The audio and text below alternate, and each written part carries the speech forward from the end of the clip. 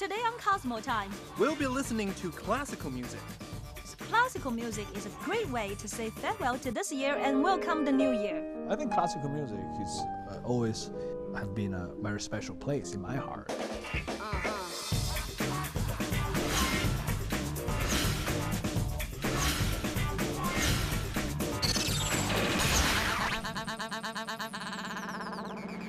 Cosmo Times. Welcome to this week's episode of Cosmo Times. We're filming here in Shanghai's Comedy Music in accordance with today's show, which will feature a lot of classical music in a modern world. I used to listen to a lot of classical music, but I recently have stopped because my friends couldn't handle it. Handel? Is that a pun? Yeah. Well, on that note, what are you doing after work, Nancy? Would you like to go shopping with me? Haha. I do not want to go. What do you need to buy? Oh, I have many items on my shopping list. Ha, nice pun. Actually, Liszt is one of my favorite composers. Speaking of composers, let's go check out today's Word on the Street, Where we will be asking the people what they know about classical music. and who their favorite composers are and what their favorite pieces are.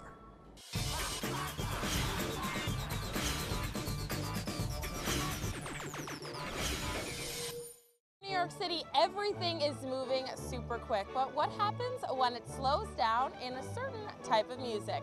I'm hitting the streets to see what people know about classical music. So what do you know about classical music? Do you know any composers or works? Yes, I do.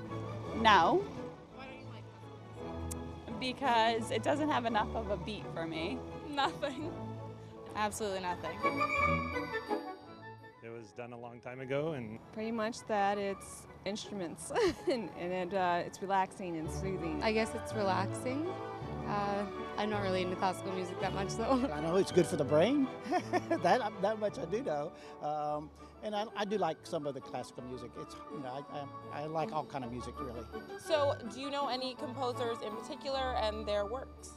Well, I know Mozart and Beethoven, and my favorite's always been The Flight of the Bumblebee. Bach, Beethoven, Brahms, Schubert, Liszt. Bach, Mozart. Mozart, of course. I don't know many other ones. So the word on the street today is that New Yorkers don't know a super lot about classical music, but they do like composer Mozart. They also like that it gives them a calming and relaxing feeling. As for me, I do like classical music. It's on my iPod. Reporting for Cosmo Times, I'm Christy Kevin.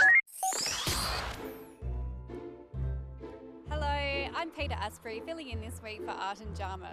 Now, classical music's been around for centuries with its roots in early Christian music. So we thought, what better place to ask people what they know about classical music than Adelaide, the city of churches.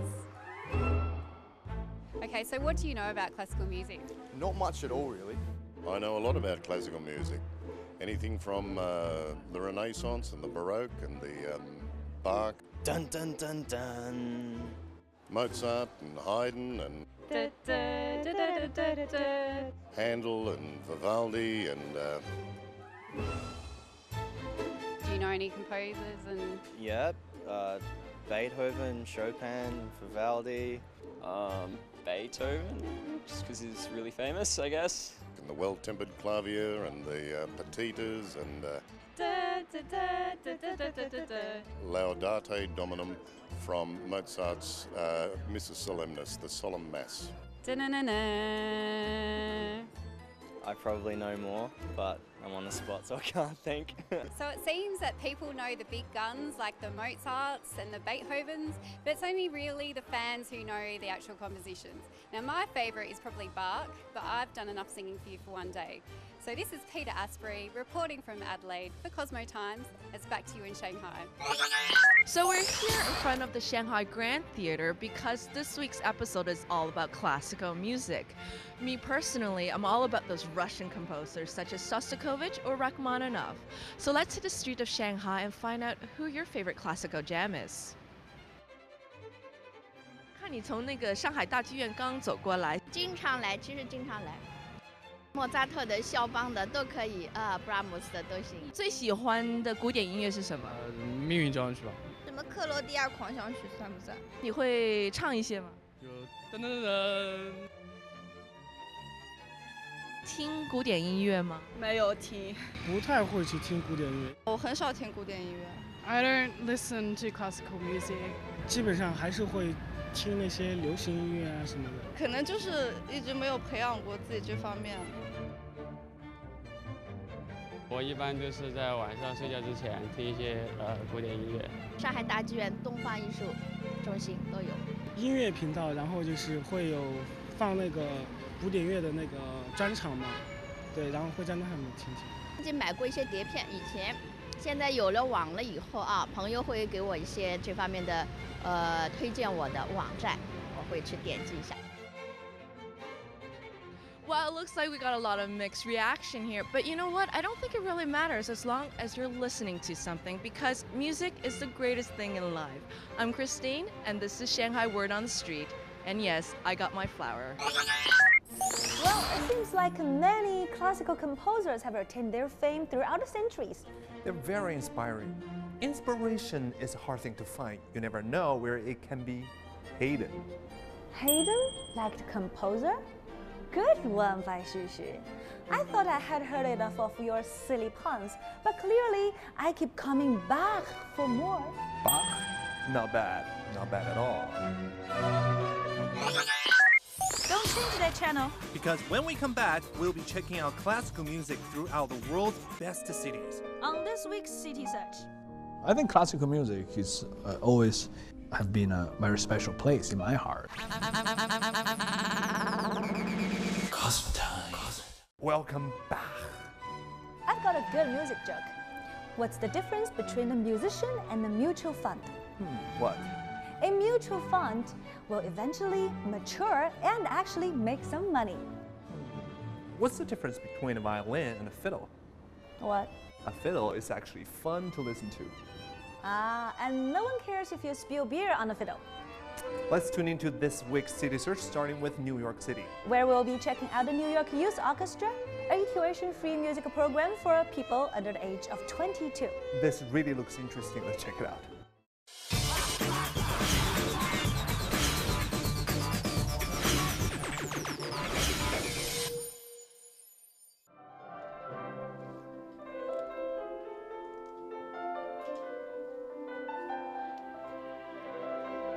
You can always find the best classical music at Carnegie Hall. Today we're going to look at the newest generation of classical music lovers, the New York Youth Symphony. I mean, I think first it's sort of an interest we all share. I think it's inspiring to see how many young people these days really still are into classical music, so really enjoy it and still want to be involved in it. We actually have a student in the orchestra now whose grandparent was amongst the first board members that were ever there, and his son went through it, and now his granddaughter's in it. So it's like that kind of thing. We're a family, and I'm glad that, like, generationally it's still happening. So this year marks the New York Youth Symphony's 50th anniversary. It also coincides with another historical event. I was sitting at the concert yesterday thinking about 50 years ago what that was like, and it's kind of an interesting time period to think. At the time that this happened, JFK was just shot. 2 weeks later, we had our first concert at Carnegie Hall. 1, 2,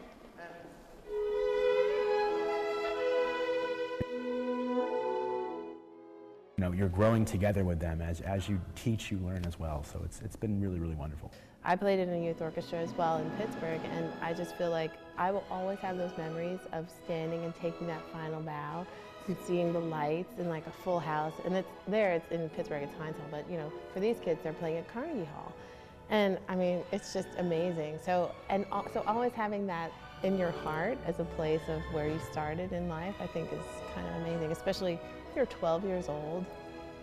And it's incomprehensible. To my 12-year-old self, I'm like, what? I wasn't doing that at 12. I feel very excited and honored to be playing here, especially because I often come here to see concerts by professional orchestras, and so it's really cool to be playing on the same stage. I always feel like I'm gonna be like less nervous. I'm gonna feel like it's just like my 4th time, but like I always feel nervous when I get there because it's like it's an amazing hall, it sounds amazing. So, but then once you start playing, you kind of just get lost in the music and everything. So. I was actually counting this morning how many times I've played here since I've been here for so long, and this is my 20th concert in Carnegie Hall. And so I've played 19 other concerts, but the excitement of playing here has not decreased at all. Joseph Morak is only 17 years old, and he's been participating in the symphony for 5 years. He believes that this year truly stands out. Well, this time I'm the concert master for the first year, and I get my own room. It's very nice. I have a key to go in by myself. It's very exciting. I have to be a musician. If I'm not a musician, there will be problems. I don't know what I will do. New York Youth Symphony proves to be an important outlet that's helping many artists like Joseph live their dreams. Goes into music after they leave us. I'm hoping they were able to learn as much as they could about being as great a musician as possible, and not only playing an orchestra, but just, you know, music itself. Hopefully they can take everything they learn with them, and it'll make them better going forward. But I think there's so much that you can learn about playing in an ensemble that you can apply to any really facet of your life, how you work together with other people. And I would hope that no matter what our students go on to do after they leave our orchestra, they're able to take some of that with them and you know, apply it to whatever they end up doing the rest of their lives.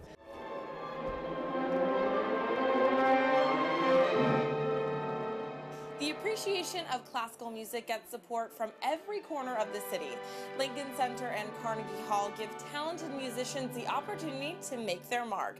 It's also the reason that New York City is arguably the art capital of the world and attracts people from all over to see it.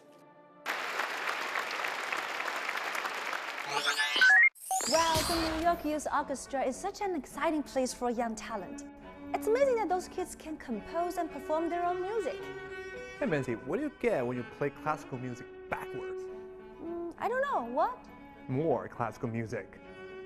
Okay, let's tune into our next city search in Los Angeles, where we'll be learning about an award-winning cellist. He's not only a cellist, he's also a conductor.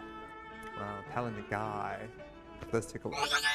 The winter months bring multiple opportunities to enjoy arts and culture in Los Angeles, including the classical music, which to many represents the purest of sound. I think there's so much going on in Los Angeles. It's great. You've got obviously the LA Philharmonic, and you've got the Los Angeles Chamber Orchestra, which I'm now a member of. I'm the principal cello of that, and I've also conducted them as well. They're such a great orchestra. And then you've got lots of chamber music happening. There are lots of little small chamber music series all around Los Angeles. Andrew Schumann is an international renowned cellist, also a distinguished conductor and composer. I like the complexity of classical music. I like music that makes you think as well as just having emotions. When I started learning, I went through phases of having favorite pieces. I still do now. You know, I think when you're a musician and you know so much music, there's so much great music out there, you fall in love with music, and then it gets put aside. You fall in love with something else. You know, it's a strange relationship you have with great music. But I remember when I was a youngster, I used to love Stravinsky. The Rite of Spring was one of the pieces I fell in love with. I used to love Shostakovich. His 10th Symphony, I remember that was one of the first pieces I played when I was in an orchestra. When I was at school, I was like only 10 or 11 years old. I did this, I was so excited that I did this performance at school, and I'd only just learned how to play the open strings. Yeah. I hadn't started using my left hand, and I was so excited, and I took part in this concert, and I was playing these open strings, and evidently there was someone playing the glockenspiel at the same time, and the little rubber ball at the end of the stick came off, and it flew right past my head, but I didn't know. I didn't notice. People said you were so concentrated. And, focus on the cello. Yeah.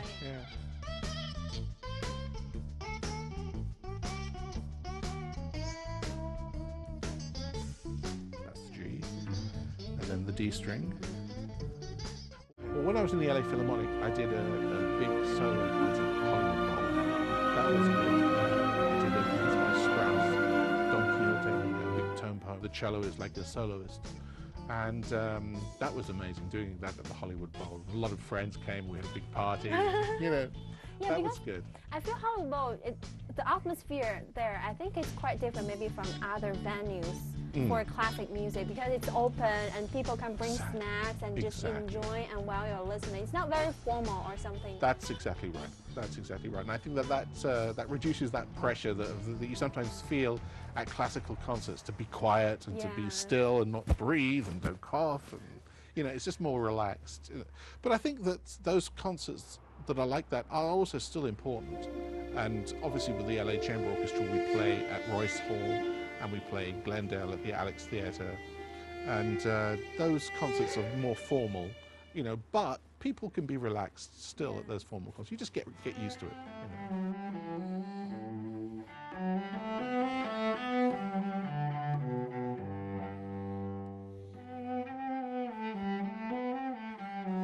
For some classical music, I think it's good to have a little bit of knowledge about the composer and maybe about the context of the composer writing that particular piece. But I think for a lot of classical music, it's just so instinctive, you know, and it's so natural. Like if you listen to Mozart, you immediately understand, you know, what he was feeling when he wrote that music. You know, for some composers like Stravinsky or Prokofiev, or sometimes it's good to know where they were coming from and what inspired them to write the music, and then you kind of have a kind of feeling of understanding of the composer as well. You can then, I think, enjoy the music more. Conducting is a completely different thing from playing. When you're playing, everything you do on the instrument, every sound you make is controlled by you. When you're conducting, every sound is controlled by somebody else. But you can influence that by the way you conduct. So, you know, you are encouraging a certain kind of sound by your movements, by the tempo you choose, by what you say to them in rehearsals. I'm Xiwen, reporting from Los Angeles for Cosmo Times. Want to check out more classical music? Great, then stay tuned because when we come back, we'll be checking out some of the best classical musicians in Shanghai. On this week's Shanghai City Search. I think classical music is always have been a very special place in my heart. Cosmo Times. Welcome back. Oh dear, not again? Why couldn't the violinist wrap his girlfriend's birthday gift? Why? Because he didn't want to give her his bow. Okay, let's check out this week's Shanghai City Search. Where we'll be listening to some Eastern and Western classical music. Not just any classical music. These guys are actually trying to modernize music by combining traditional elements with a modern take. That sounds so unique. Let's watch. Piano takes to the stage with some of the world's best pianists for a charity concert at the G&E Himalaya Center. Crossing oceans, the event looks to bring classical musicians and piano masters together for intercultural exchange of music, ideas, and creativity. 我感到人类到了今天，这个交往交流已经是非常的频繁。那么通信和交通已经使我们把了解到最偏远的地方。 Classical Chinese musicians, including a Guqing master with a 1,000-year-old instrument from the Tang Dynasty, also made their presence felt through interactive performances. China is growing fast, and there seems to be a lot of room for art and culture. The new meets the old, while East and West come together to bring the city creativity and innovation through new and exciting musical approaches. Along with one of China's most renowned pianists, Lang Lang. Lang Lang is by no means your standard classical musician. A part of the younger generations of pianists, he's become a role model for the youth and a symbol for the new cool image of classical piano.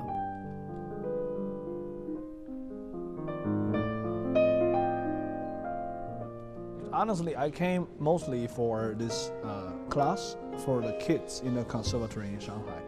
And that's what I'm trying to inspire more kids, because I have my own foundation, the Lang Lang International Music Foundation, and we are now doing a lot of events to inspire the new next generation audiences and great young talents. So that's why I'm here this time. That's what I'm trying to do. Let's face it, the piano isn't exactly an electric guitar. or a drum kit. And in the face of movements like hip-hop or pop music, classical music can sometimes find it tough to gain a foothold. How does Long Long manage to his classical music contemporary?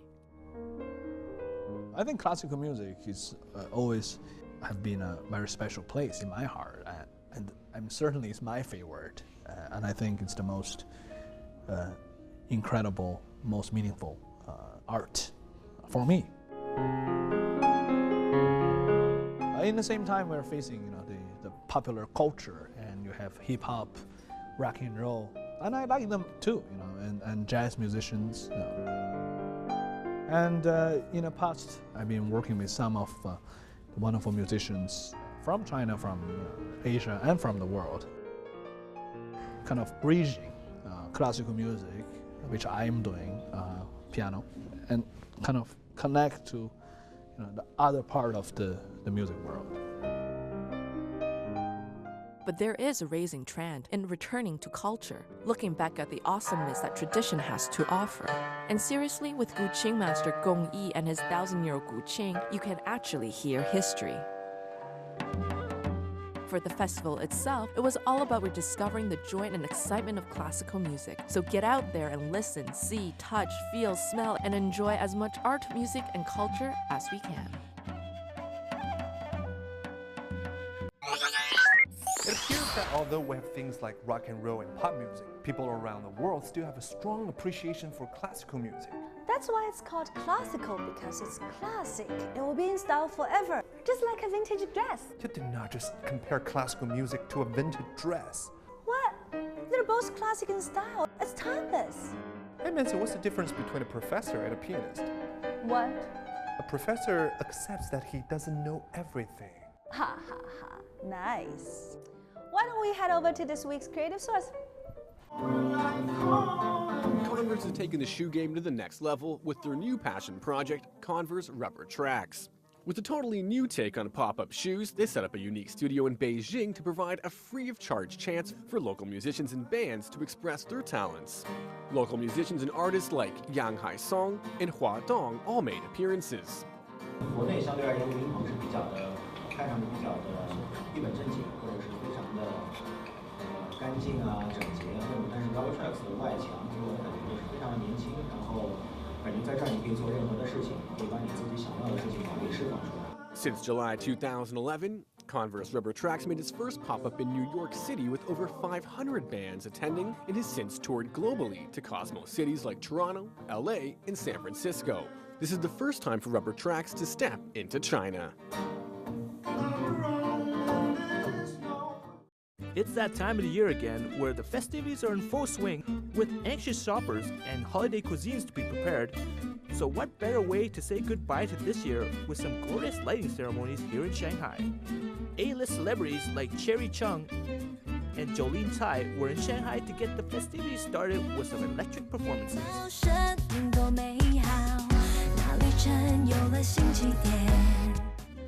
Christmas is the season for gifts, so what kind of presents do celebrities give to their loved ones? 我会带他们出去玩一次，就是会旅行一趟。买一些比较适合家人、比较适合老人、长辈用的一些包包，比较实用的。Nothing is better than a warm New Year lighting ceremony in the cold winter night. So let's go out and have some fun. Thanks for tuning in, everyone. I hope you learned a lot about classical music and saw some cool places to check out next time you travel. See you all next time. Come on. Isn't it called a musician without a girlfriend? Homeless? Yeah, how do you know? It's obvious by Sushi. Any girl who has ever dated a musician knows that it's clear. Okay, what did the trumpet player get on his iPad? Come on. Come on. Come on. Hey!